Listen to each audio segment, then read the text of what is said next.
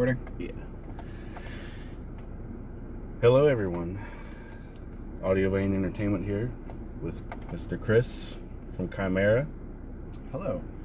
How's it going, dude? It's going. It's nice to dust off the interview skills from 11 years ago. I will do my best to not make a fool of myself and provide some sort of information someone wants to hear. So, we won't focus solely on Chimera. First, we'll talk about what you've been up to lately. Okay. If we want to pick up from 10 years ago, it's up to you, but Sure. I'll try to keep it short. When I originally decided to leave the music industry in, I believe it was 2011, around April-ish is when I announced it. I was working with a few other guys from Australia to put out an iPhone game. It was like a zombie apocalypse game. We used like the Foursquare API. It was very much ahead of its time. It's kind of like that Pokemon game, but with zombies, but we didn't have all the financial backing and resources that Pokemon had to make like the crazy cool game. But we did that for a few years. It was cool. It kind of ran its course, and we hit our limits to what we were capable of doing. And that I shifted to other things, and I've basically been living in the whole computer development tech sphere since I left Chimera. I found that to be more lucrative and kind of where I belong. I can kind of work alone. I've always been a introverted type person where I like to keep my circles small, and oddly enough, I was in a band for that long, and but I made it work. So I found that my most comfortable space is kind of working alone and doing my thing at home. And but anyways, I started working with a guy named Lane Norton about, I'd say 12 years ago. He's like a big influencer now. He wasn't when I first started with him in the fitness and nutrition industry. He's just a really smart dude, has a PhD in nutritional science, and to make a living, him and I have come up with several products that we have put together teams and released them, and so that's how I make a living now. It's a lot different than the music industry, but it's cool that I can flex creative skills and have an outlet. I've noticed that a pattern in my life is I like to, at least for making a living, I like to create things and like basically offer them up to the world, whether it be music or like that iPhone game. I just like to share things, and I'm starting to realize that's kind of my path, and that's probably where I'll always land. I don't ever see myself as kind of like a corporate servant or anything like that, and I'd rather be, broke and poor than do that. And fortunately, what I'm doing is working out very well for me, and I can live comfortably. And if I ever do want to open up the music box again and get back to it, I could. I just can't say I found that itch. It's just something that I've kind of lost. It's lost its luster for now. So, before you joined the band, had you been in other bands previously? Yeah, and so I was around 17, 16, living in Cleveland, Ohio. My best friends at the time was playing guitar, and I wanted an excuse to be able to jam with them, even though I had no idea how to or what to do. We somehow acquired actually I do know how I acquired a bass. We paid this guy to basically steal it from his dad's music store. So my first bass was some bass that was stolen off the wall of Cleveland Music. And not proud of it, but I was a young teenager then. I didn't steal it, but this guy did, and it was his dad's store, so I'm like, all right, no one cares. It was like a Carvin bass or something like that. I can't remember the name of it. I still have it. I think I paid $50 for it, but it's covered in like nu metal stickers from that time because that was my obsession. I was definitely a nu metal kid in high school. I'm already totally losing train of thought where this question even started, but anyways, I was a nu metal kid. Coming from Megadeth, Pantera, somehow transformed to the Korn, Deftones, Limp Bizkit world. This was all like 1996 era. Yeah. And but anyways, I remember the question. And so started playing bass with him.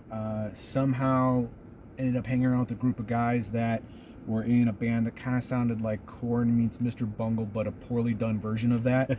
and they were cool enough to let me jam with them, even though I had no idea how to jam. You know, we were such a poor, like a shitty band. Like we didn't even tune. Like it was bad, you know. And we ended up doing a few gigs, and they went okay. You know, it was just something to do. It was fun. Like it was just like a whole new world to me. I didn't even think about making a career out of it. I just wanted to play gigs, and we happened to practice next door to Chimera, like the original version of Chimera. Mm-hmm. And so in Cleveland, there was this, I think it's called Rock and Roll City Studios now. I don't remember what it used to be called, but it basically was just like a gutted warehouse with a bunch of practice spaces, kind of like a little apartments. And it was super dungy, but it was cool. It's a fun vibe. It's super grimy. It's very much rock and roll and metal. Yeah. And anyways, the singer of my band that I was playing bass in went to high school with the guys in Chimera, and they were next door. So there was often times we were hanging out, just shooting the shit. And I was being drawn more to the sound Chimera was doing, which at the time was very much more of like a metalcore. I'd say like this is probably not what they're shooting for, but to me it was like Machine Head meets Earth Crisis meets Metallica meets all these weird elements of band, and then death metal somehow mixed in it. It was very all over the place. But at the same time as of me discovering Chimera, all of them were obsessed with a lot of the new Roadrunner bands. They were always fans of Roadrunner, like dating back to like Deicide, this and that. But then around that time, Slipknot came out, and that kind of blew a ton of people's minds. And they wanted that extra noise element in Chimera, but had no idea how to do it. I happened to be toying around in my spare time with electronic music, really no direction, just kind of goofing around, like not techno or anything, just weird noise stuff, I guess you could say, in the Mike Patton vein, but without the talent. And and so I kind of let them know, like, hey, you want to try this out? We could maybe see if something will work. And I ended up, they didn't even try me out. Actually, it was strange. Like Mark and I believe Rob and Andals all worked at Pizza Hut in Strongsville at the time, and Mark just invited me to the Pizza Hut. We were sitting down, and he was just like, hey, do you want to just be in the band and try doing this? And I'm like, okay, it was strange. They just kind of said, here, join our band, not knowing what I could do or what, and that's really what happened. And I kind of just went from playing bass for 3 years, trying to like get good at that, to now I have to discover an entirely new skill set. And I did what I could with it for like, for the start of it. And I don't know how much you want me to go on this path, but that was the beginnings of Chimera. And the first song ever written with me was Dead Inside. I happened to I went to Guitar Center. I bought a bunch of those noise loop CDs that they're selling to just kind of get an idea of how this kind of stuff was done, like the whole sampling, whatever. Keyboards weren't even a thought at this point because I had no idea what to do with the keyboard. And I was just taking samples and kind of messing with them with whatever software I had. I think it was called like Acid or something like that. And I was just making different sounds out of it, and that's where the Dead Inside loop came from. I brought it to practice and literally just played it, and I was running a sampler through my bass rig. And Jason started playing the opening riff, and that's how that song started. Literally like one of my first practices, Dead Inside was written. I don't think the song is a good song, but for whatever reason, people like it. and I think my beef with the song is mostly just like how just not raw, but immature my sounds were back then in that whole era. Where just I could tell that I didn't know what I was doing, and I don't know if everyone else knows, but it's because I know that it bothers me to hear those songs. So I know I went way past your original question, but no, it's okay. Yeah, I mean it's all leading through. Yeah. Okay. So, I don't think anyone's really complaining about the sound. Yeah. So, but to answer, yes, I played in a band called From Man to Fly. I don't think anything is on any release, or we recorded one demo really poorly. I don't think it's even in tune. There might be a CD floating around. It's terrible, but it's a part of my life, and it was a great time. And just don't listen to it. Just don't judge it like we're trying to be professional. We're just a bunch of kids trying to play music. And it was like the start of my excitement for playing live music, and it just like it was like a wildfire. Once I you know, after seeing my first concert and then starting that band, it was just like, I was like, oh, this is so fun. I just want to keep doing it. I don't know where it's going to go, but I want to, you know, keep going this direction. And luckily, it just went down this path that, you know, became a career. Do you have any specific memories of the first shows, not with Chimera, but with that band? Yeah. I don't remember the actual first show, but we played a lot in this place called the Symposium in Cleveland. And we ended up getting paired up often with Chimera opening. I think it might have been just the Strongsville, Ohio connection.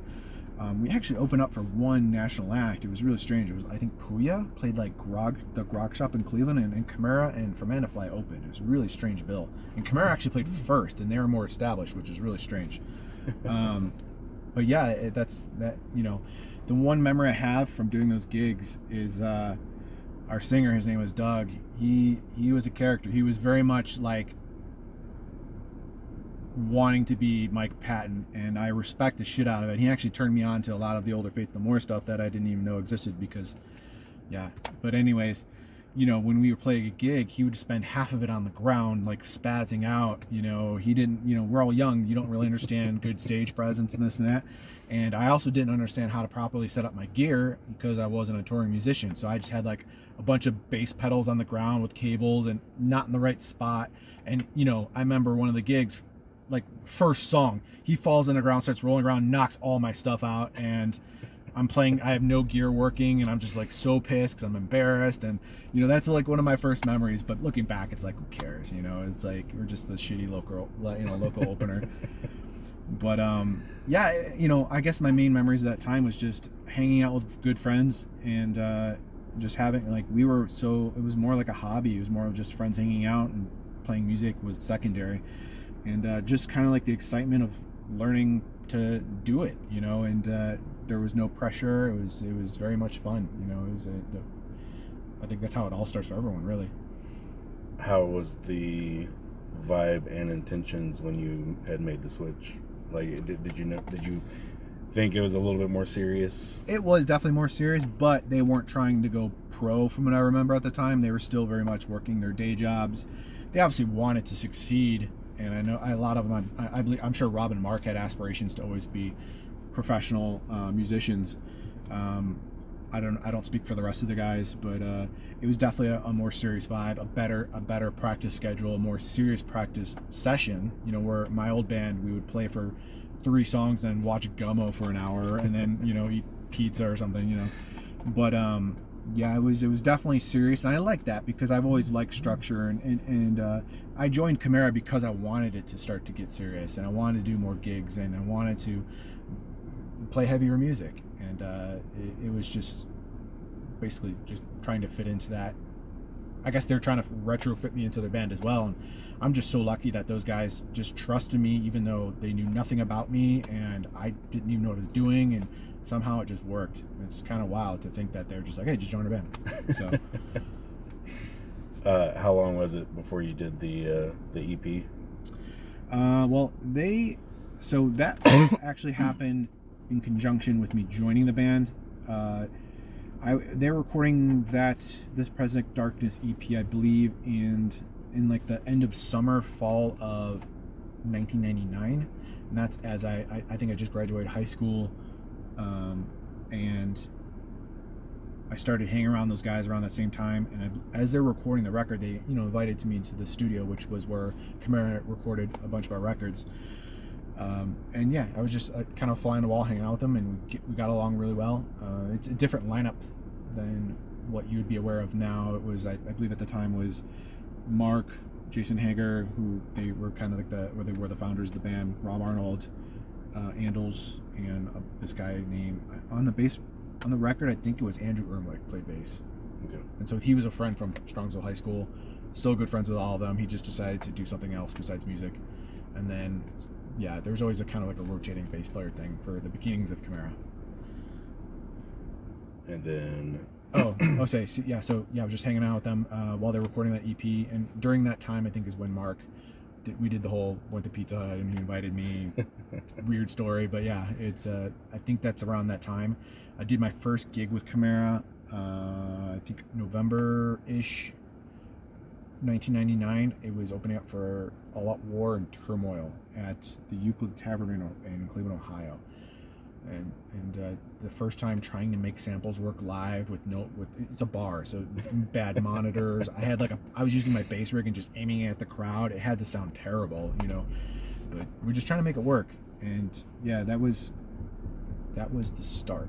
I wasn't on the EP, by the way. That was whatever samples or stuff is on there, I believe was a combination of Ben Schigel with whatever tools he had in the studio, then Mark he did a lot of noises with his mouth and running it through effects pedals, or taking a guitar and like scraping the strings, and any sort of sampling was not me on that record. I had nothing to do with it. So when it led to Pass Out, when like, okay, the signing to Roadrunner. Yep. So how did that? Okay. So Chimera started to gain traction in 2000 after the EP came out. Everyone kind of started taking the local scene started taking the band seriously when we had a record label, even though it wasn't a real label. Like, I mean, it was, but it wasn't. They gave us, I think, $1,000 to record that record.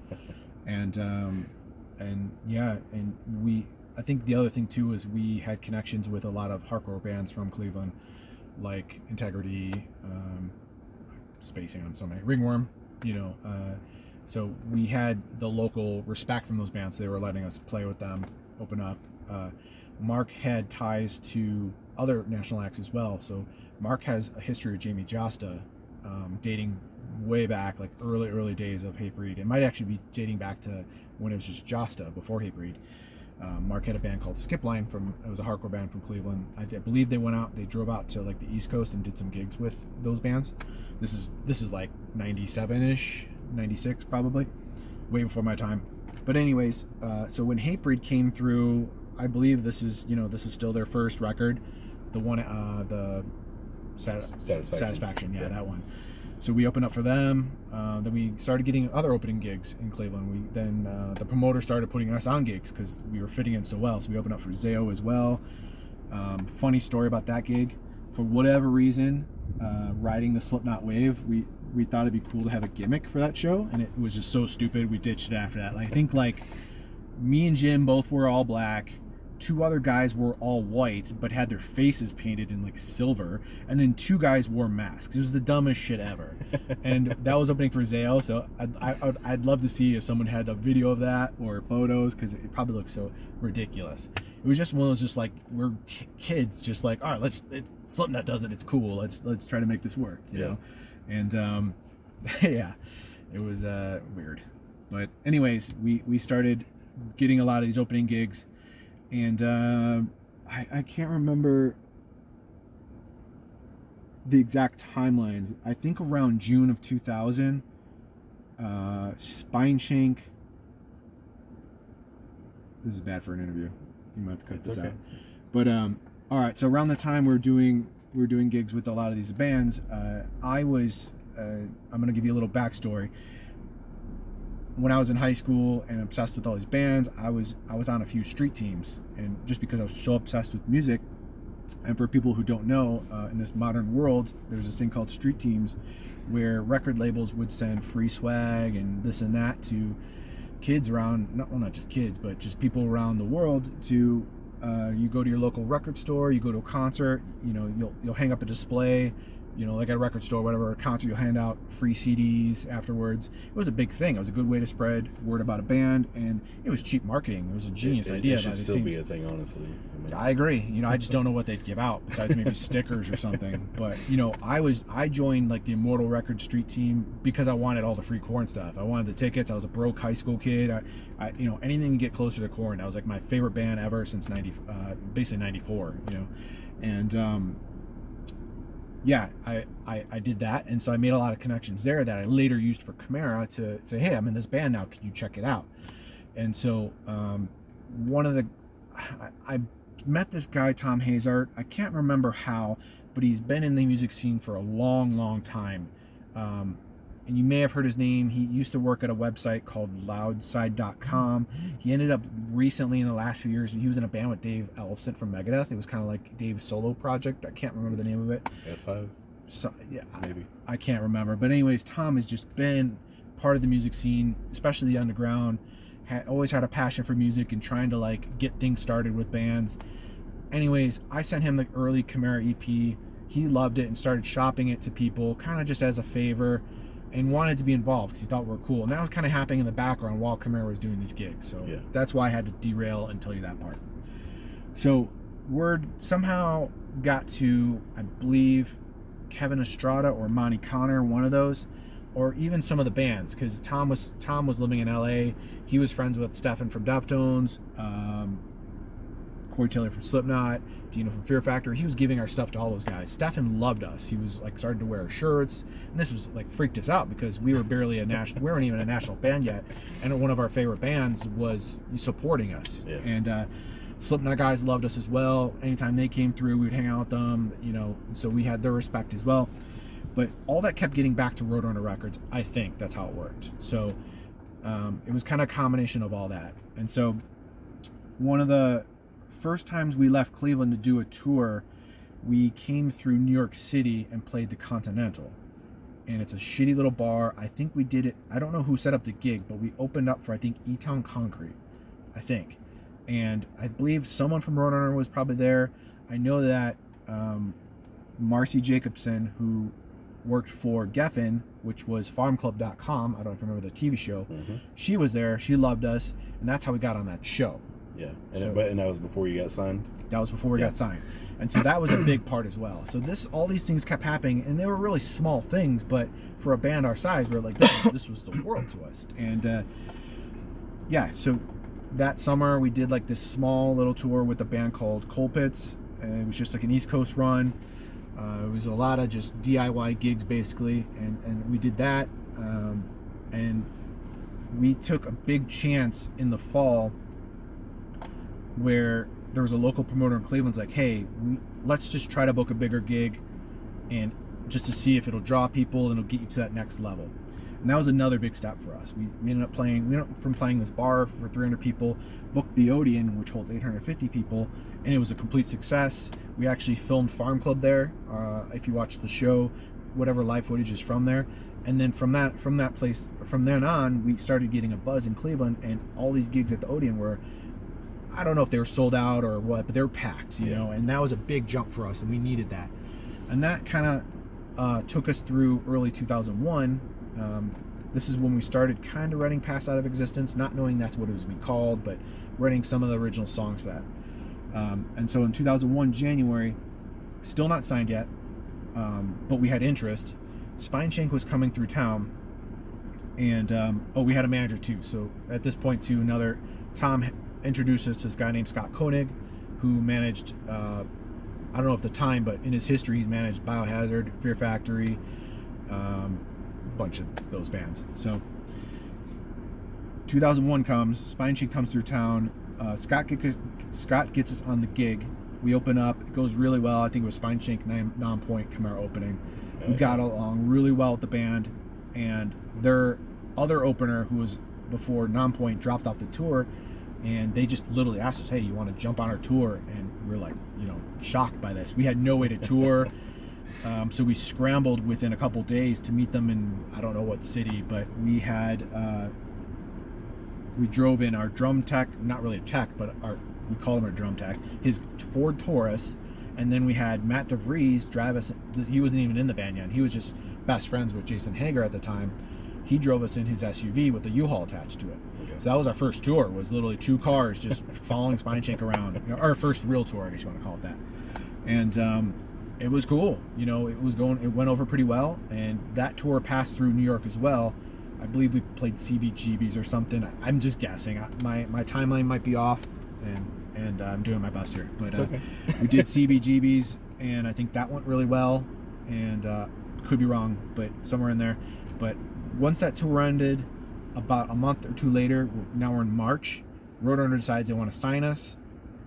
It was that quick. Literally, they locked in a deal with our manager at the time, and Monty Connor, who is the infamous Roadrunner A&R guy, flew out to Cleveland, watched us open up for Soulfly, and I believe we signed the contract around that day or the day before, and that was it. And then we had to be off in LA, I think, a month and a half later to begin pre-production on Pass Out of Existence. We didn't even have all those songs ready, and a lot of that record was written in pre-production with Mudrock, and that's probably why the sound is so drastic from This Present Darkness to that. It wasn't a natural progression, and I know we were excited to try to expand on the sound and add some more melody and the samples, and not really knowing how to make it work. But I do feel that Roadrunner at the time and Mudrock, were both trying to push not singles but more digestible bands, metal bands, to expand that audience. Yeah. And so that influence was definitely there, and so that's why that's why that record sounds like that. I don't think it was really selling out because we didn't sell anything yet, so how could you sell out? And so it's just kind of trying to find our sound, but it was definitely not our, I don't know if comfort zone's the way to say it, but like Rob's influences are straight up Metallica, Cannibal Corpse, Deicide. Matt's are straight up like Morbid Angel, hardcore music. Mark is all over the place. Mark is 9 Inch Nails. He's Rammstein. He's all over the place. And Andals is very much Dream Theater, that world. So that sound, if you think about it, listening to that record and then what it sounds like, it's just like, how did that happen? Yeah. So, we, the other guys, I don't know how they feel about the record. It's only tough for me to listen to, only because I feel that, it's definitely a personal thing. I just felt like my contribution could have been better. And that was just a learning phase, and it is what it is. So, but that takes you up to 2000 spring, and that record coming out. So the touring for that, you played with Slayer, didn't you? Yes. Yeah. So the touring cycle was interesting. It wasn't what we hoped originally, but coming out the gate, we were getting grouped with a lot of. The term was so bad then, nu metal was like the hated word, and it's cool to see that it's, I guess, accepted now and not so much like the Black Plague of music. But we were getting grouped with, like, I think one of our first tours was like, I believe it was Factor 81, El Nino, who else played on it? 40 Below Summer. It was a very much a nu metal band tour, but because of Pass Out, it worked. Yeah. So that was one of our first tours. That was like 7 or 8 weeks. We burned so much money that summer doing these smaller tours because we couldn't get on anything bigger. Then we lucked out and got booked on the Road Rage tour, which was huge for us. That was our first like awesome tour, if you want to call it that, where it was like Fear Factory, Machine Head, 2 of our peers that we absolutely idolized, and I believe El Nino opened up that as well, which we became really close with those guys at the time.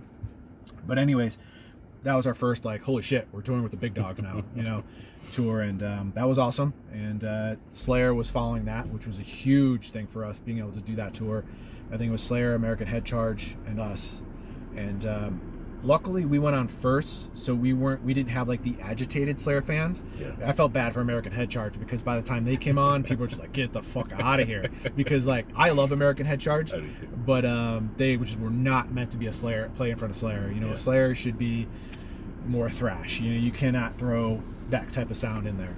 And that was kind of like that was breaking the training wheels off for us, that tour, like learning how to play in front of tough audiences, play at like a more professional level. Like we absorbed everything we could on that tour in regards to how to set up our gear, to how to handle ourselves backstage, to hanging out with the bigger band, and how to manage our crew, and planning, everything to do with just running the band. We've leveled up from that tour, and just because we had the opportunity to learn from arena pros, even though that tour was in arena, we were with arena pros, and that was my favorite part of it, is just like being accepted and being in welcomed into the big leagues. And as difficult as that tour was at times, with those fans, it was awesome. It was a life-changing experience. And that pretty much summed up that record cycle. Like I believe the tours after that were a small headlining run that not many people attended, and I believe we did a few weeks with Danzig that following summer. Interesting. Yeah. That was a thing where I think Prong was on that tour. Someone dropped off the tour and we got their spot. I don't remember who. But yeah. So when the songwriting for Impossibility started, did you personally feel like you had a stronger sense of what you could bring to the table?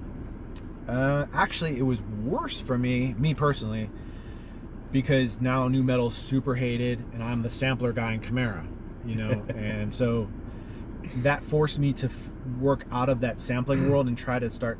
I started working with real instrumentation and keyboards, even though I had no idea what I was doing. I was trying my best, but did do more of the atmosphere than the sampling. Exactly, and those guys were locked in solid. They knew exactly what they wanted to do, and that Impossible Reason was just razor sharp, super focused, hungry, angry, and I think a lot of that sound is from that Slayer tour. Just like, we want to play this stuff instead. You know, this is, you know, this want to play, you know, this is their roots. This is the guys in Chimera have always loved those type of bands, and you know they were writing accordingly basically.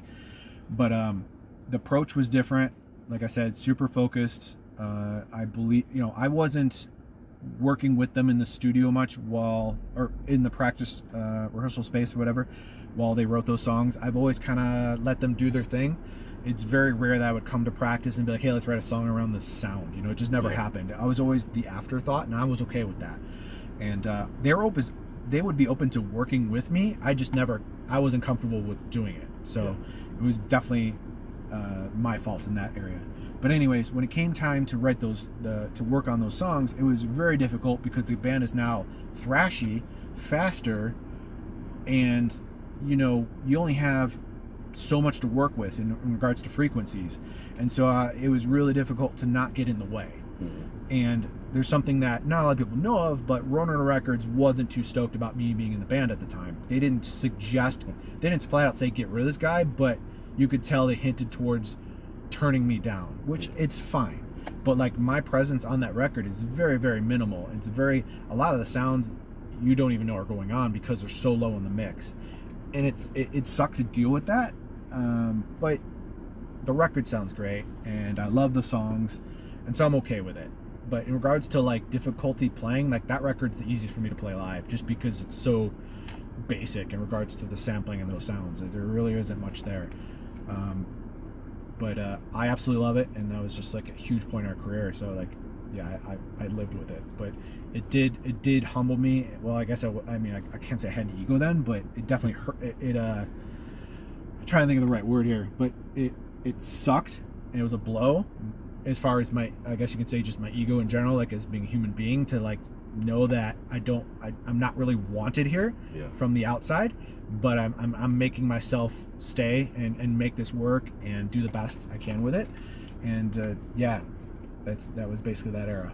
But that was the most exciting era for Chimera in regards to growth, because we were getting awesome tours, tons of buzz, great press, and it was night and day. So it's like, I accepted it, you know. And and mostly everyone loved the album. They weren't like calling you nu metal and all that. You know, they should, you know, that probably should have been our first record, but I guess we weren't ready to make that record, and that's fine. You know, you have to wait for the stars to align when creating art.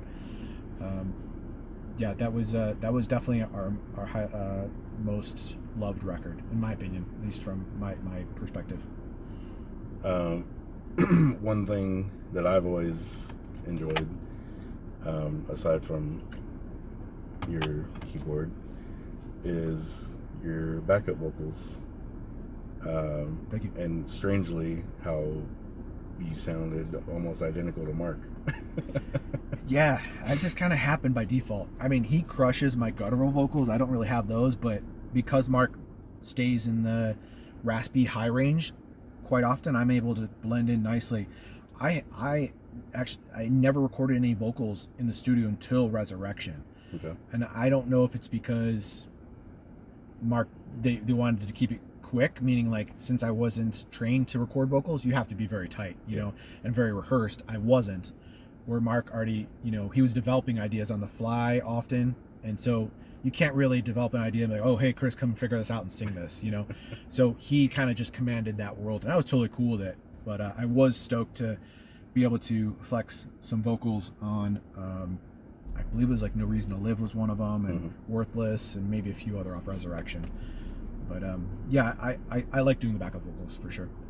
How did that start becoming a thing live?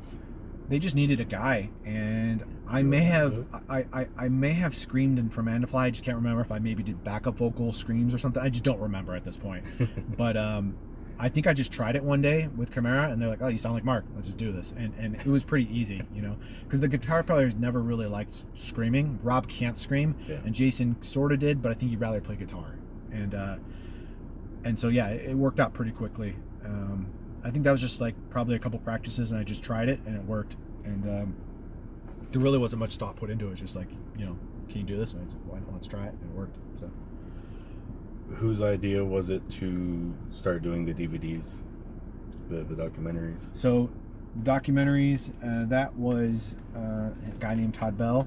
I believe he's basically like the 7th member of Chimera in regards to our presentation. He also went to Strongsville High School.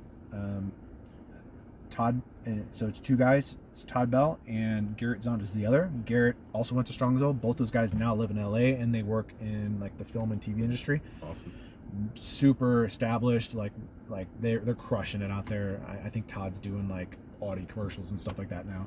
But anyways, you know, these are guys that went to high school with us and understood the vision, and just like, it's not even just the music, but understanding just what people are like from Cleveland, and capturing that essence, and your surroundings is huge. And Todd was always the guy or Todd and Garrett were always the guys to bring a visual aspect to Chimera.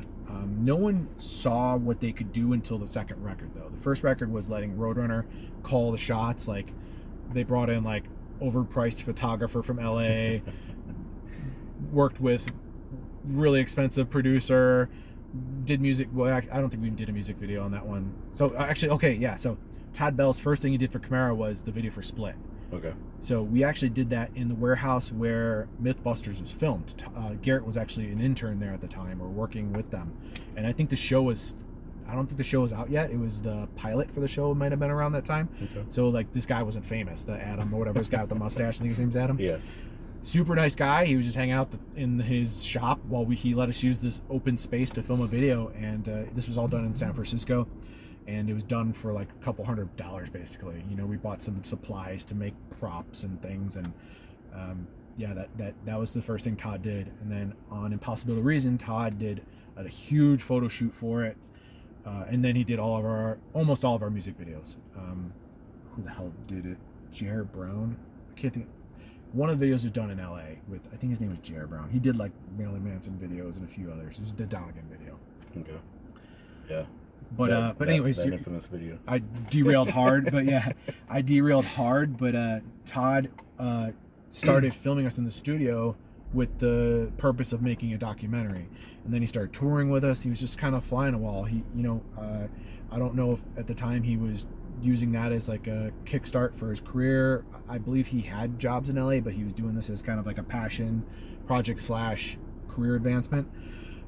And we just loved being around him, and he was always comfortable with us, and we're all, I guess, just comfortable with each other, and we loved the product he put out. He represented the band well. He captured the essence of the members, and like especially like Jim's personality, Rob's interactions with Jim, and just how we are. And yeah, he's brilliant. And we just kept making DVDs with him because, one, we liked hanging out with him, and two, he just created great stuff. And at the time, you know, we're coming from an era of guys that watched like the Pantera videos and the Metallica videos, and like I love the Korn ones when they were starting off. And so, you know, we loved that behind the scenes that didn't exist because there was no YouTube or whatever at the time, or it was just so new that it wasn't a thing. And being able to put those out was huge. You know, and we liked that our fans got that personal connection to the band. You know, that's what I think is important back then, because there was no Instagram or any of that stuff. And so there's definitely like a dividing wall between fan and band, and DVD kind of bridged that gap. Yeah, I think especially the first one, the dehumanizing process, right? Yes. Showing everyone's individual personality and just the band together there wasn't anything like that at that time. Not like that. You know, like where you're like really getting to see everyone be who they are. And I mean, I've watched that freaking thing. That's cool. Countless times. That's awesome. Yeah, it's I think a lot has to do with just Todd's ability to capture those moments and display them brilliantly. And I think everything's owed to him on those. He did a great job with all those film projects. So when Andals had to leave, how big of a blow was it really? Like, which one? So he left multiple times. Yeah, I know. The first time was so we had a couple losses. So Jason Hager, the original member of Chimera, left literally after our first tour on Pass Out. Yeah. He had a baby on the way. He found out his girlfriend at the time was pregnant, and he did the honorable thing and stepped down. And that sucked. Because it's that whole uncertainty makes you feel weird, especially when you just started touring on a new record. Luckily, Matt DeVries plugged in instantly. We already loved Matt, knew him very well from the Cleveland scene. He was in Ringworm, Ascension, a bunch of Cleveland bands, and his personality, I mean, he fit right in. And honestly, I felt like that helped us get to the next level because we needed that guy. He was like the piece we need. He was the missing puzzle piece, basically. So yeah, that was the first loss, and then the second was Andals. I don't know or don't recall his reasons for leaving. I know that his personality doesn't really fit with the rock and roll lifestyle. He's a very, I guess, introverted guy as well. He doesn't party. Not that everyone has to party on tour, but that's obviously an element. The travel, I think, wore him down. He doesn't fly very well, so like a lot of that. And with Chimera on that record, we started hitting Europe, Australia, Japan, and these are places that never been before, and these are long flights for a guy like that. I'm sure there's other reasons as well. I just don't recall. It was almost 20 some years ago. Yeah. So, but that sucked. That was a moment where we were freaked out what to do, and I'm not happy with the replacements we had. That's just me personally, and it was mostly just personality differences. Yeah. They were great players. I just loved Andals. He was my guy, and him and I always had this deep bond. And he actually lived out here in Vegas with me for quite a few years. I've been here for 12 years, and he lived here for 3 of it, I think. Okay. But anyways, I think our first drummer replacement was Ricky Evanson of Soilwork. Incredible drummer. But there was definitely a disconnect culturally, and it wasn't anyone's fault, really. I think there was also miscommunication on how things worked. I think Ricky thought he was walking into a situation with a ton of money being made and all that, and it just wasn't the case. And, we offered to put him up at our houses, our parents' houses, basically, because we all lived at home with our parents. And he insisted on having his own place. He was much older. Yeah. I'm guessing in Sweden, where he was from. He probably had established himself locally and had money and all that, and so he had a place. And it was definitely different over in Cleveland. And when he showed up, he insisted on living in our practice space, which was disgusting. I was just like, "What are you doing?" And we're like, "Okay, sure, live here." And we, he kind of brought that on himself because we offered to let him stay at our parents' place, but he insisted on staying in this place, and it was disgusting. I think it kind of wore him down mentally because it was such bad conditions. We're talking like crack shelter, basically, where people would do, like, there weren't crackheads there, but I'm saying, like, you could envision it. It was basically like, just no windows on your walls, like you're just in this dark, dingy room, that smells. So, but anyways, we only did 2 tours with him. I think he was in the band when I saw you guys. Slipknot. Yeah, Slipknot and Fear Factory. Yeah, so he did that tour, and then he did a small string of shows somewhere around that time, and then he did our first really big European run, and he crushed it. But on that tour, he started separating himself from us. Our personalities didn't clash, and it just went south. Yeah, there's nothing on him really. He's a good dude, great drummer. It just didn't work out, and I hope he's doing well. I haven't talked to him since then. Basically, we basically like left the tour and left him in Europe. Like, not like stranded him. We just basically said like, "Oh, we'll call you," and we just didn't. For the next tour. Yeah. And we picked up Kevin Talley was the next drummer. He was referred to us from Kerry King because he was one of Kerry King's tryouts for the I think it was Paul Bostap's replacement, but then they ended up grabbing Lombardo back. Yep. And Kevin's a ripper. He's a sick drummer.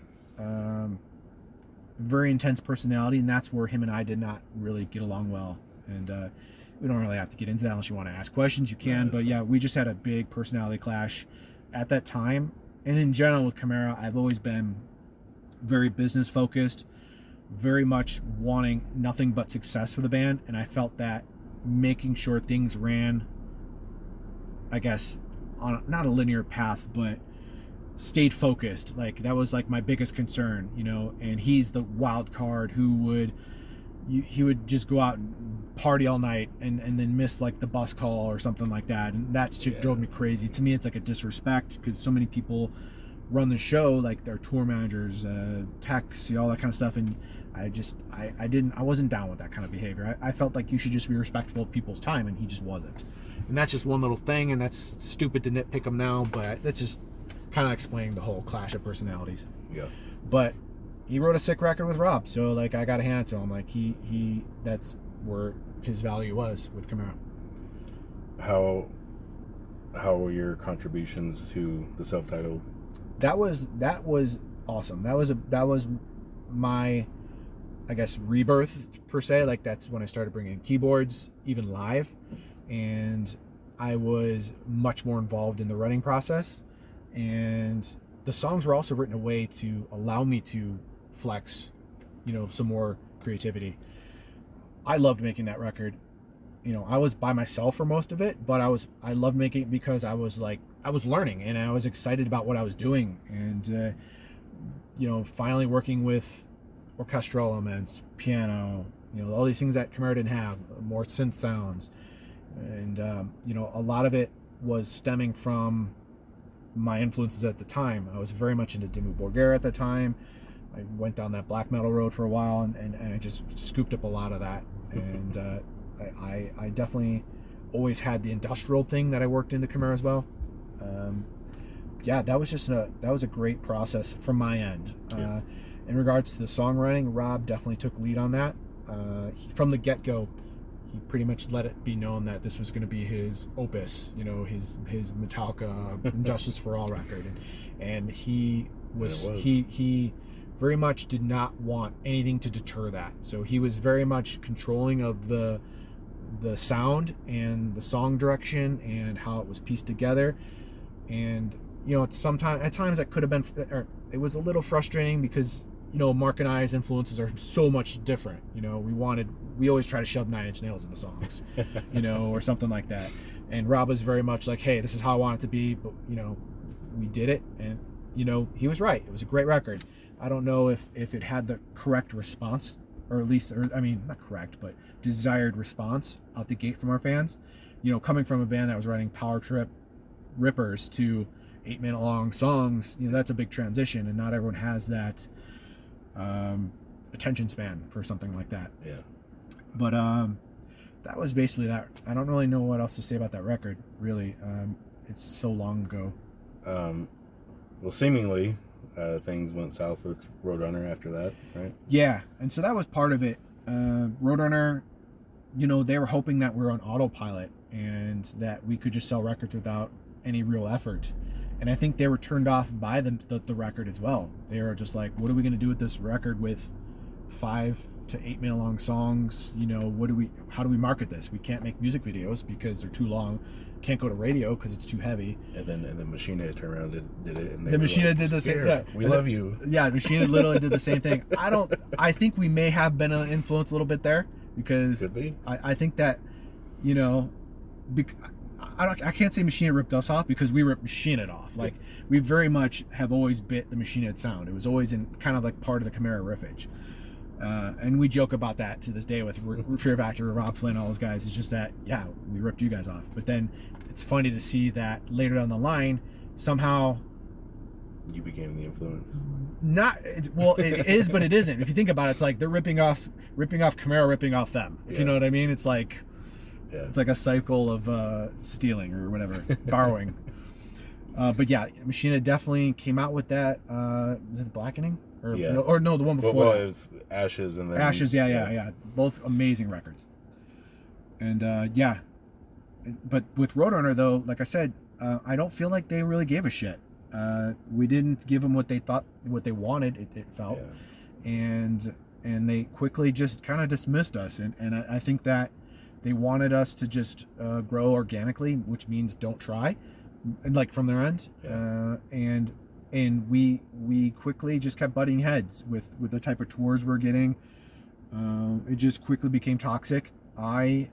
This was another instance on that record where I think we were about to do Sounds of the Underground, the first version of it. And we were sharing a bus with Every Time I Die to do that tour, just because we couldn't afford it and they couldn't either. And you know, to do a bus, and on the festival runs, buses are often needed because the travel's too long to try to do it in a van. And one of the guys in Roadrunner in the touring department suggested I stay home, you know, and the band was obviously like, go fuck yourself. But like, to hear that is just like, it doesn't get any more insulting than that. No. Where like people are a little saying, oh, you don't really need this guy, keep him at home.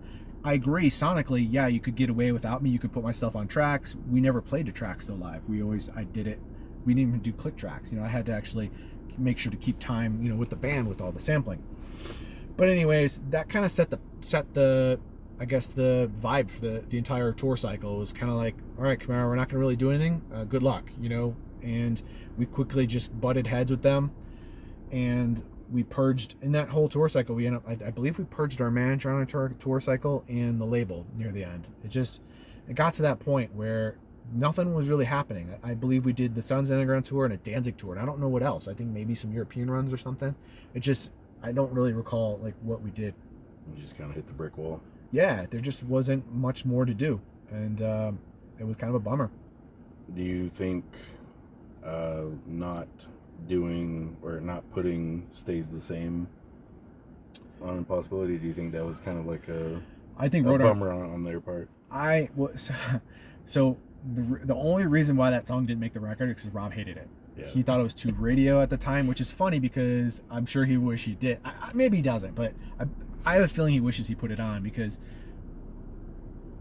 that probably would have gotten us more attention, but I don't know. I don't think it would have turned you into a radio band, you know? No, but I think it would have helped a bit. Yeah. You know, but I don't know if that's the wrong type of attention, because it was so drastic from the other songs.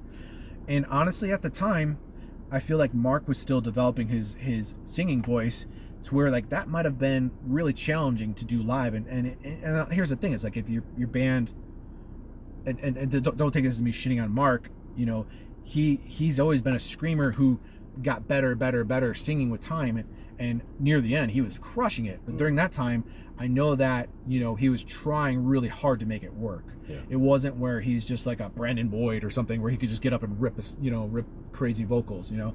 And so I think that was another part of it, was just the challenge of performing that live, I think, was also daunting. But I wish we put it on the record. I love the song. I do too. So, yeah. And what was the other B-side on that record? Indifferent to Suffering. Yeah, that was a cool song too. Yeah, it was a little more hardcore-ish, but I like that as well. So I always thought that song sounded like the indication of the direction of the next album. Yeah. Like I always thought it kind of sounded like it could have been on the self-titled. Yeah, for sure. So then Resurrection happens. So, you know, during that whole purge, got new management, new label. We signed with both Ferret Records and Nuclear Blast simultaneously, which was awesome from a band standpoint, because you get double the money from both of them. One, you know, Nuclear Blast represent us worldwide, and Roadrunner or Ferret in the States, and it was cool to have, you know, labels super excited to work with us, hungry. And then Carl, and they're not going to tell you what to do. Exactly. And Carl Severson was a band guy himself. He totally got it. You know, he was he let us be us, and I felt like that record was successful because of that. And also, you know, factor in Andel's coming back to the band was a huge lift for us. And I think that springboarded us. You know, that happened right as we started, I think, writing songs for Resurrection, was when Andel's came back in the picture. That was just a really fun and exciting time.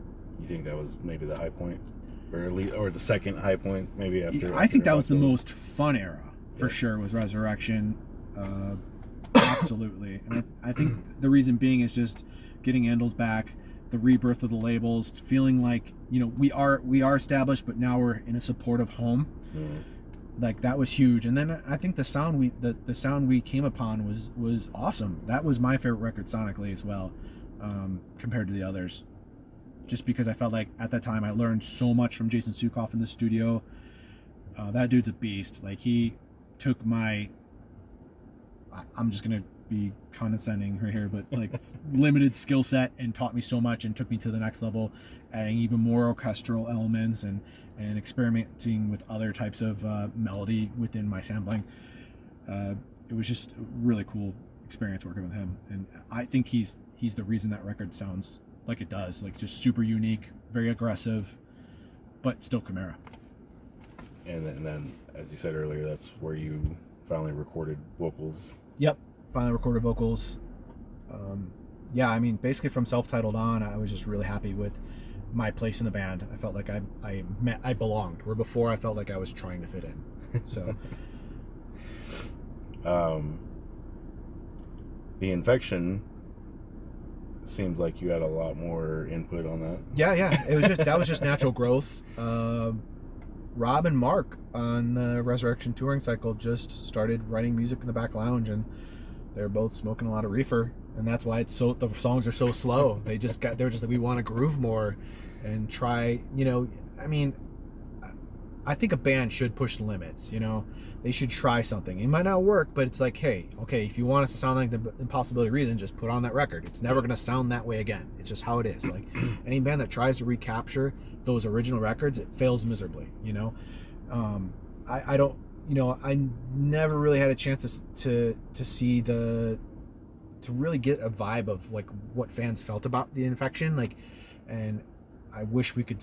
There's a way to see that now. It's hard to really gauge it, because if you look at Spotify, there's really no, like, the spins aren't as high. So I think that might be our least popular record, but we loved making that record, and we love the sound of the record. But understand that it's not as thrashy. It's not that classic Chimera sound that people grew to love back then. I liked my role on that record. I was definitely pushing industrial elements heavy on that record. Impending Doom was the first song I ever, I guess you could say, wrote a majority of it. I don't remember how the sequence happened, if Rob actually had all the guitar stuff or not, or what, but that entire intro sequence was all me. I think a couple guys popped in and were like, oh yeah, try this, you know, type of thing. And I was just really happy to have a song where it's like, this is like where I really stand out. Yeah. I wish we would have done it live at some point. It just never happened. But yeah, that was a really cool experience for me personally, trying to, you know, for years just trying to fit in this thrash band basically. So yeah. And then you left before Age of Hell, or during the process of... Yeah, so The Infection cycle became an infection basically in the band. And you know, it was a weird time, and I think a lot of it has to do with just our expectations of raising the bar and continuing to move forward, and it not happening. And it just, we just became the band that really wasn't that cool anymore. And you know, we saw our peers like Lamb of God, Killswitch Engage blowing up. It was never resentment. It was more so, God, I wish we were with them as well. You know, we wish we were along for that ride, and we just weren't. You know, and it wasn't just those bands, but those were like the big ones that were our peers in the graduating class. And it took a toll on us to just constantly be struggling, you know, grinding and grinding. Yeah, it was just a grind. We would do so well opening up for bands, but then if we tried to headline, you know, the draw was pretty lackluster for the most part. You know, once in a while we'd have a great show, but for the most part, you know, it became a running joke in the band, and just became really negative overall. Just like, you know, our performance, you know, our draw and stuff, especially when headlining. And in general, we noticed that the music industry started to kind of just put us aside, like okay, this band's done what they're going to do. They're just that band now that we're going to ask to help out when we need them. So like booking agents weren't really trying for us. Manager at the time, that didn't work out anymore. So we went through another manager on that cycle. We just felt like the band that no one really wanted to put any effort in anymore, and just gave up on. And I think we did. We were in Europe, and Jim suggested that we take a break. I think this is with Trivium. It was like March of 2010-ish. which is a little around the same time I moved to Vegas. But anyways, Jim, we had I think we're doing a gig with like Trivium and Machine Ed at some theater in like Ireland or something. I don't know, something like that, some gig out there. And Jim was suggesting, hey, why don't we take a break? You know, things are really rocky. I'm getting married later this year. I want to have a kid. I think that was the progression, but you know, why don't we take a couple years off and then, you know, come back strong. And everyone was so scared to step back into the real world and get real jobs that like, we're like, no way, this is the only way we want to make money. And Jim was right, we should have, because we were very toxic to each other. A couple guys were dealing with personal demons, and add that to, you know, kind of like the demise of the band, or the decline of the band. And that was just a recipe for disaster. And then Jim ended up quitting in October. That was right after Mayhem Festival, which was super successful, by the way, just oddly enough. Yeah, but of course. A lot of turmoil internally on that tour, but the tour went really well for us. But anyways, Jim quit, and then we had a run of shows that we were trying to plan for that winter. And I recall like Mark and Rob putting all this effort in, planning out 6 or 7 weeks of touring, and the booking agent doing nothing about it. And then last thing you know, he's like, oh, okay, here's the tour, I booked it, 12 shows. And this was the money that was going to get us to the following year. Like, you know, and a band like Chimera, when I'm talking about money, we're living on, like, we'll do 7 weeks of touring, maybe walk away with $4 or $5 grand each. You know, we weren't playing big shows, and we spent way too much on buses and crew. And a lot of that was just getting comfortable with that lifestyle. And then when the money went down, we didn't adapt, you know, and that really bit us in the ass. And, you know, those shows were just so bad. I just decided, like, in that time that, like, this is it for me. And I kind of told Rob about it around that time. And then it became more of a, like, reoccurring conversation with him. And then finally I cut the cord. And that was my last show at that time was the Chimera Christmas of that year, whatever it was. You know, I wanted to go out with a good show, and it was a good show. So, and then you announced it. Yeah, 2 months later. Yeah, and so I did the shitty thing of, like, Rob knew I was quitting, but the rest of the band really didn't. And I did the shitty thing of just kind of emailing Mark, our manager that we hired, who I fucking hated. Not gonna name his name, but he sucks. And our lawyer, who was a saint, you know. I emailed those guys and said, hey, I'm basically over this. See you later. You know, I kept it very short and vague. They didn't even reply to me. You know what I mean? Yeah. And but Mark did weeks later, and yeah, he was hurt, and I understand. So, you know, I kind of just left high and dry, and you know, I was hurting too, and so we had to have that moment where we went off on each other, got that out of our system, and then walked away from each other for a while. Yeah. And we needed that. And that was it for my lifespan in Chimera. I kind of jumped really quickly through the demise. Yeah. What was it, 2017 I think was the first reunion show? Yep. Did you play that? I did. You did? Okay. Yep. That was interesting. I think Jim gets credit for that. I think Jim started putting it in Mark's ear. And at the time, by the way, Rob, Matt, and I had nothing to do with Mark. We weren't talking to him at all. Things did not end well at all between us. We just kept our distance and thought, you know, life is better just going our separate direction. Yeah. And Jim started hanging out with Mark more, and Jim buried his hatchet with Mark. Jim and Mark date back like 30 years. You know, they were high school buddies. Like, they've been in it together for the longest time. And they rekindled their friendship. And so Jim started to kind of like see an opportunity to try to get Chimera to come back. I think Jim was the driving force around the original reunion show. And anyways, they started approaching me about it. My first words were like, no fucking way. Mostly because at the time I just did not want to have anything to do with Mark. Yeah. And Rob felt the same way. We just didn't trust him, and didn't want to dig up those bodies, you know what I mean? Those old dark memories, you know, and And I went through some personal life experiences out here in Vegas, which then led me to therapy, which I suggest to anyone who has problems. Do it.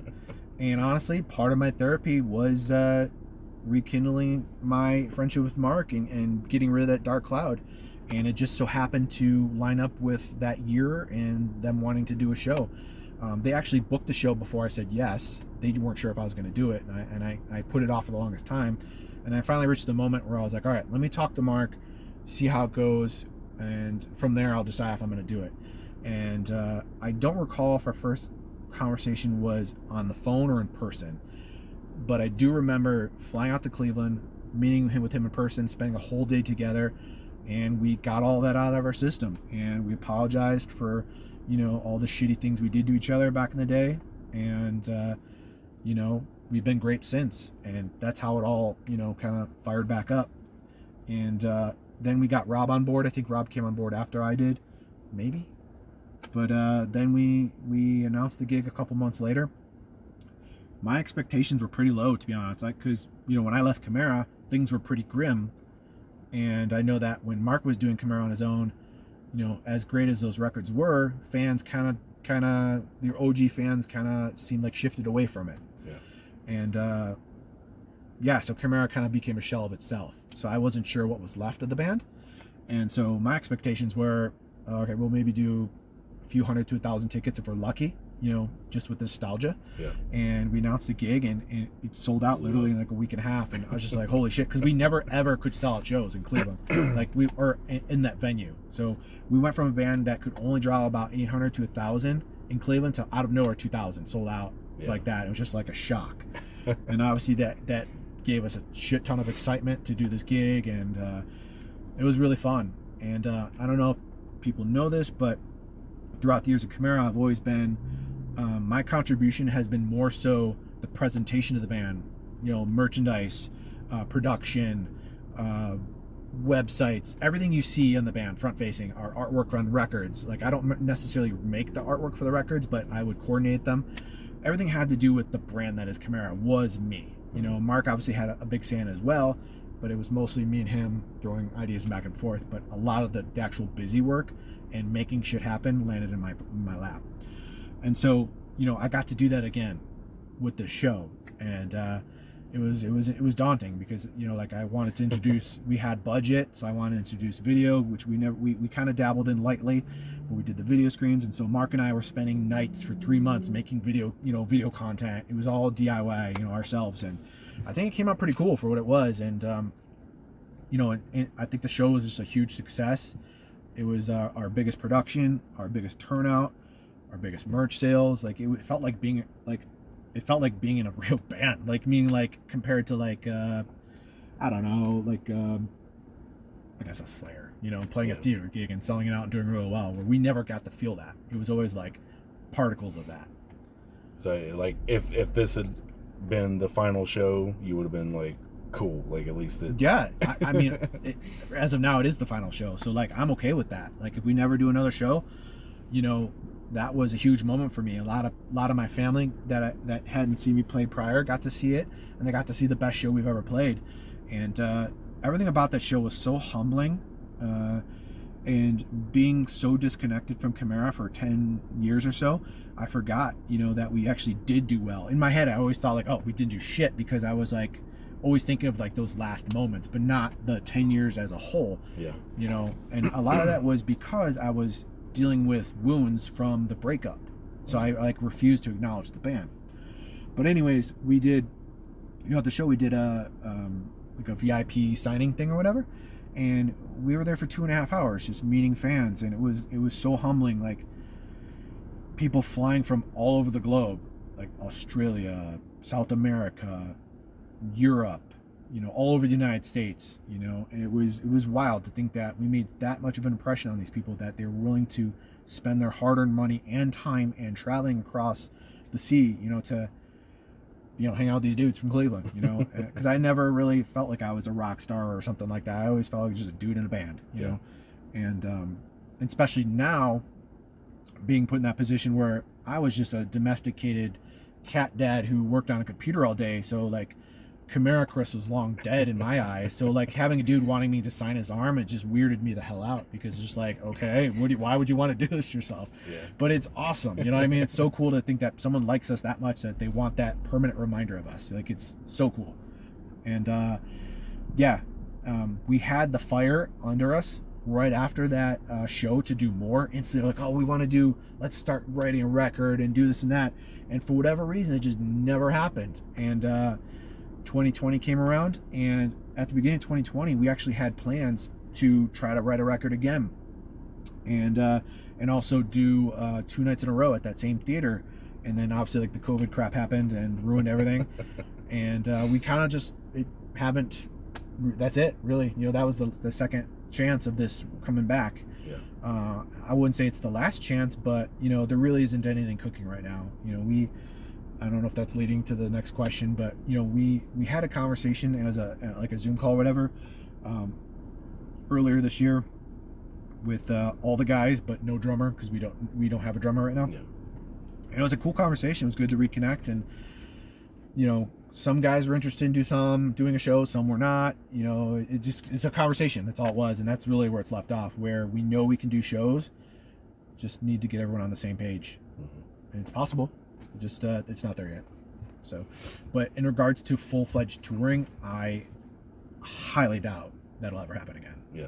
I don't know if money would ever even be good enough or convincing enough to do it either. The reason being, this is just my opinion, is that so many of us, like myself, I'm just a different person now. I like being able to shower at home and live like a human being. You know, when you're 20s, you're just a feral human, you know, in a band, like you don't give a shit, you know. Now I have responsibilities. I have businesses I have to, you know, I run, and it's a lot to sacrifice, you know. Jim has a barbershop now. He's doing that. He has a kid. Rob has 2 kids. He's married. Mark has his thing going. I know Mark is probably the most nimble out of all of us, because he doesn't have kids, or you know, he's doing his Twitch thing, which is it's like something you could do mobile. You could do it on the road if you wanted to, you know. Yeah. Rob's got his YouTube thing, so I guess he could tour if he really wanted to, you know. Matt, I'm not sure, you know. But, you know, it's just we're different guys now. We've got stuff going on, and I'm not sure if everyone is willing to sacrifice their domesticated lives to go back to this hobby, I guess it would be, you know. The circus. Yeah. It's not easy to, you know, when you're touring, it's basically like a machine you have to keep running. And the minute you turn it off, it's so difficult to turn back on. Because it's not only doing gigs and traveling, it's also getting a crew involved, getting efficient with your crew, you know, having cash flow to be able to afford startup expenses. Right now there's no Chimera account, so like where would the money come from, you know? Yeah. Just things like that people don't consider. So when someone's like, oh, why don't you do some shows again, it's like, well, it's easier said than done. You know, we're not going to show up and put on a shitty show. We want to make sure it's the Chimera presentation, meaning like a good sound guy, a good lighting guy, you know, a well rehearsed band. You know, we don't want to show up like chumps. You know, that's the whole thing, is we want to show up with that package so that people get the best version of us. And since you left off with the reunion show being as awesome as it was, like, you don't want to do anything that's not that standard anymore. Honestly, yeah, it would be really hard for me to go to fly to Cleveland to do a bar gig for a couple $100. I'd rather, if those guys want to do it, I'd be like, please do it. Just put me on tracks and call it a day. Like, if those guys wanted to actually start touring and be like, hey, we like this, and if I can't, I give them all the love in the world to just throw my stuff on tracks and go. You know, like, I would never want to hold them back. But would you, if a new album was in the works, would you want to be involved? I don't know. At least musically. I don't know, because that's another thing. Is like, I don't have that musical talent ingrained in me that Rob and Mark and Matt and all those guys have. I had to really work for it to make things happen, and I've stepped, you know, if this was the Infection era, hell yeah, I was super primed, I was at my best, I was my most creative musically, I was ready to go. But that has been long turned off. Like 2008 is the last time I even done anything musically, you know, in regards to creativity. And so there is a high level of anxiety to even try to touch that part of my brain. And I don't even know if I'm capable of doing something cool, you know, or whatever you want to say, or something worth listening to. I guess I would have to be presented the opportunity and to try it, maybe. But again, I don't even have gear now. I don't have all the software I used to use is all outdated. It doesn't even work on modern operating systems. You know what I mean? Like all my stuff I had is just, I had this giant arsenal of like software synths and that kind, and just sound banks and just stuff I accrued over the years, and it was all curated to fit in Chimera. And so I had like a tool set that I would not let anyone have, and that's how my stuff sounded like it did, because I knew where to go to get what I needed. And yeah, so I would have to start fresh there as well.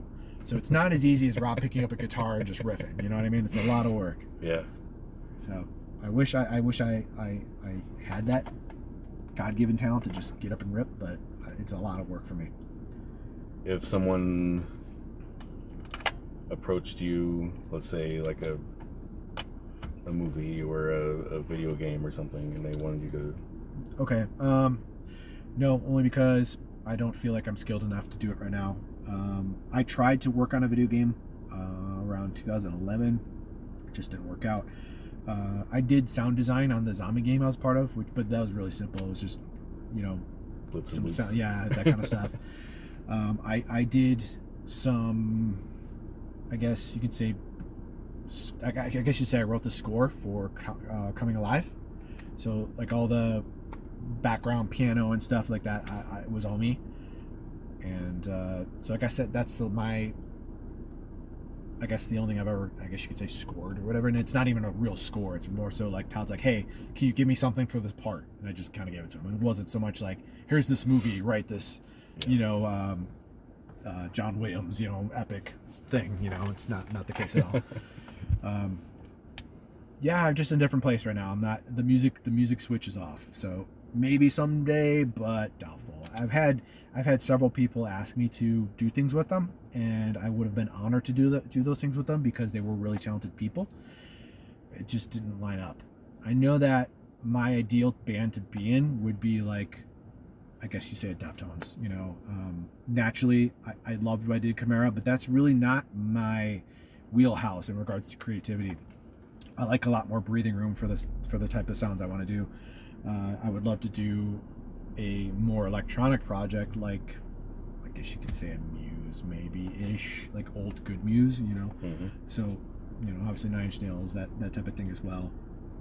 I would love to do something like that. I just don't have I haven't had the opportunity presented to me, or just haven't put in the effort to try to make something like that come to life. Because really, like, I'm that guy who overthinks a lot of things, and so my brain goes, okay, all right, let's try to put this band together, and you're gonna put all this time into making this music, you're gonna pay all this money to record it, and then you're gonna put it out, and then dudes are just gonna shit all over it.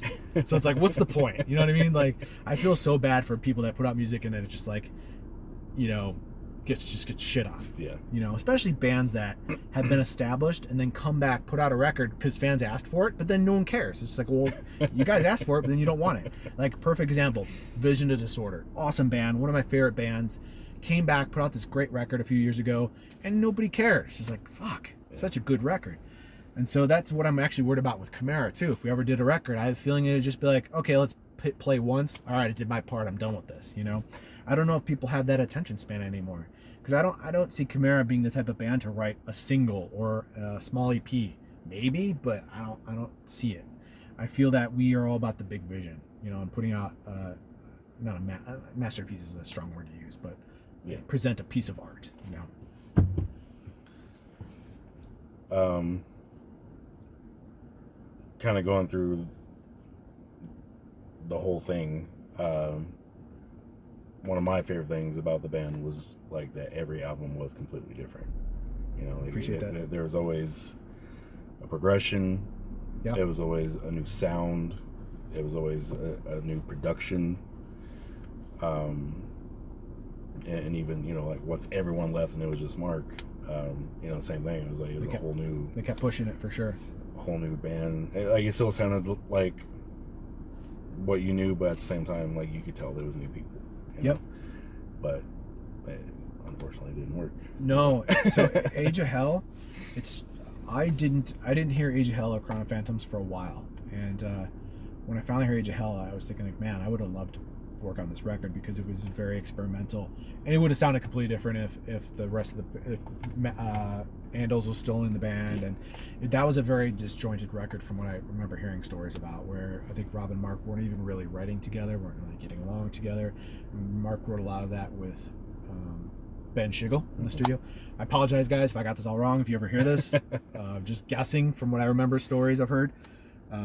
But yeah, that was a very disjointed version of Chimera, and I know that in the midst of that touring cycle, I believe Rob got approached from Chris Barnes to write the 6 Feet Under record, and I think he then shifted towards that. And Matt, I think, exited at the same time. I don't remember the terms of all that. I remember hearing the stories back then from those guys, but I don't remember like the exact terms. But then Crown of Phantoms, which was the entirely new version of Chimera, I didn't hear it until I'd say around the time that Mark and I squashed our differences is when I finally put it on. Just because, something you just did on your own? You were just like, yeah, I wanted to hear it, and I actually loved it. I think it was an awesome record. Those guys were I think the more technically talented version of Chimera, but I feel that the classic version wrote. I guess it's because I was in the band, but I feel like that is the classic lineup, was the version I was in for those years. Yeah.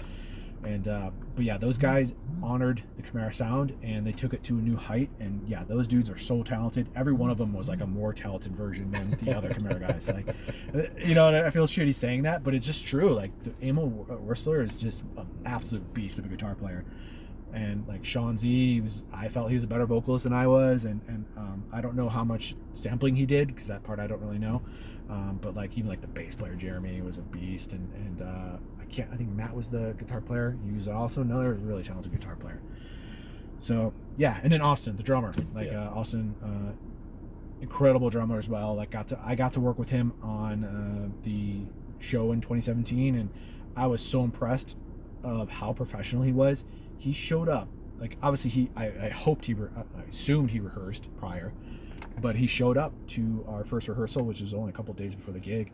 And that was our first rehearsal as a band in 8 years, you know, and he adapted so quickly. I was just super impressed with him, and watching him navigate all the nuances of like us doing our songs live and Rob wanting to make changes live. Like Rob really likes doing like rock star outros and that kind of stuff, and extending songs, and Austin adapts so fast, and I just sat there like just in awe watching this dude shred, and just under the pressure of just not even really being in an active band. Chimera was not active, and just like I equated it as like just showing up and trying out for a new band, you know. Yeah.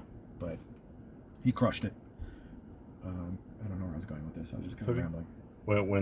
When you did the rehearsal, yep. Did you like, not just you personally, but like collectively, like was there like a crazy pressure, or was it just like, we're just gonna have fun with this? Well, incredible pressure to put on a great show. Like that means so much to us, to have a fine-tuned performance, great sonic, you know, great sound, and then obviously like the visuals were a big deal to us as well. That was the first time we ever played to a click track, and it was only because we were using video, and we wanted the video to match with the words and all that kind of stuff, and we wanted it to just be really cool. And that was a huge, like, stressful element. Like, imagine not doing a show in forever. Now we're throwing in click tracks and video, which was like, me and Mark kind of forced it on Rob. I know Rob was really struggling with the comfort level of doing that, but I'm so happy he did it, and I think he's okay with it now. So if we ever did it in the future, like, it would be fine. But there was that, and then yeah, I mean, there really was no pressure between or tension between the members. We were really happy to see each other. We were getting along really well. It was actually kind of like a healing moment for us as a group as well. Like, I remember getting teared up. Like, we did like a huddle, you know, before going on stage, and that was like a really like strong moment, or a powerful moment for us. And you know, just that we've come so far as people, you know, even though that we don't know what the future was for the band, like that was just like a very defining moment for us. And yeah, it was very emotional. And then just like the energy from the crowd and the excitement of like not having this band forever, and you could just tell they were just like chomping at the bit for us to start ripping. And it was really, really cool. Well, if there's anything to take away from that last show up to now, it's that at least you guys are friends again. Yeah. And that you're good. And honestly, it was like going out on a high note, and it was a reminder of what we did. You know, like how many people we've impacted, even though it was only, you know, whatever it was in the crowd that night. Yeah. But just seeing it felt like you were on top of the world that night. That night, yeah, and also just with the reach, you know, the fact that we had people flying over globally, but we also, I don't want this to sound bad, but like, you know, we also realized that was like a moment in time. That was a band that has been gone for so long, and like everyone has that fear of missing out, and that was a huge part of that being so successful, which I'm okay with. But by no means did we think like, oh, we can now do sold-out theaters every night or anything like that, or you know, wishful thinking that'd be cool. But like, we're realistic, knowing that this was a special moment. It's in Cleveland, our hometown. It's been a long time, and yeah, that's Chris being Chris. That's just what I do. I interject those negative undertones. Keeps you humble. I love it. Yeah. All right. Anything to say for the people, for the fans? Really, just thank you for such an awesome experience in my life. Obviously, like, not everyone gets to do what I got to do. I got to see the world and play music for a living for whatever it was, 12 years, and I should have done a better job taking that in as it happened and realizing what we had, you know, instead of always focusing on what we didn't have. You know, that's one of those things that, like, that's just kind of like my one of my faults, you know. But, you know, really, to the fans, it's just thank you for just like such an incredible experience, and all the love. And it's still crazy to see that, you know, the band is completely inactive, zero social footprint. Like, we don't even have an active anything that I know of, and we still have 200,000 people listening to us a month on Spotify. You know, just that alone. I don't know what Apple Music or any of that is, but like, that is crazy to me. You know, like, that people still want to listen to us. You know, and it's crazy that compared to other bands that are active, we're out performing them on a lot of those mediums, and it's cool. And if we do another gig, hopefully people show up again. You know, like, it might happen. Who knows? 2 more things. Yep. How has your entire experience with being in not just the band, but just the music business as a whole, how has that affected your life now? Like, are there things that you utilize that you learned throughout those yeah, I guess years? weird, random, like if you're on a road trip, you know, and I stop at a gas station, like I can navigate that world like a pro now. I have stories to tell at parties here and there. If I think of a cool story of something stupid that's happened, you know, I've got that to contribute. In my day-to-day life, nothing really, you know. I haven't really changed. I still have a passion for listening to music and discovering new bands. I don't discover them often, but I try. You know, I try to I always want that excitement of listening to a new band. You know, I live for that. I know it's kind of derailing from the question, but okay. You know, that's what I do now. In regards to my experience, you ever get random flashbacks of, like, I'll get reminders of things, yeah, and I'll go to cities like on vacation, and I'll see something I saw when I was touring, like an old venue or a spot I used to go to. You know, yeah, that's really cool. I can tell the world that my social skills have digressed heavily since not being in a band, being introverted. Like, that was actually something I spoke to my therapist about, how, like, you know, being in a band was kind of like shock therapy to me. It was like forcing me, like an introvert, to be social and meet new people. And, you know, that's one thing I actually missed, was having good random conversations with people out in the real world. Not necessarily just fans, but just like at a freaking breakfast diner and, you know, a gas station or something, you know, like that kind of stuff. Like, that stuff I miss. Like, it's just cool. It's just like those small, tiny life experiences that, you know, end up in your I don't know, timeline, I guess. Yeah. Last question. Yep. Where's the best tacos? I'm not a big taco guy. I love them, but I don't have that. I don't have that one for you. No? No, I'm sorry. I'm not. All right.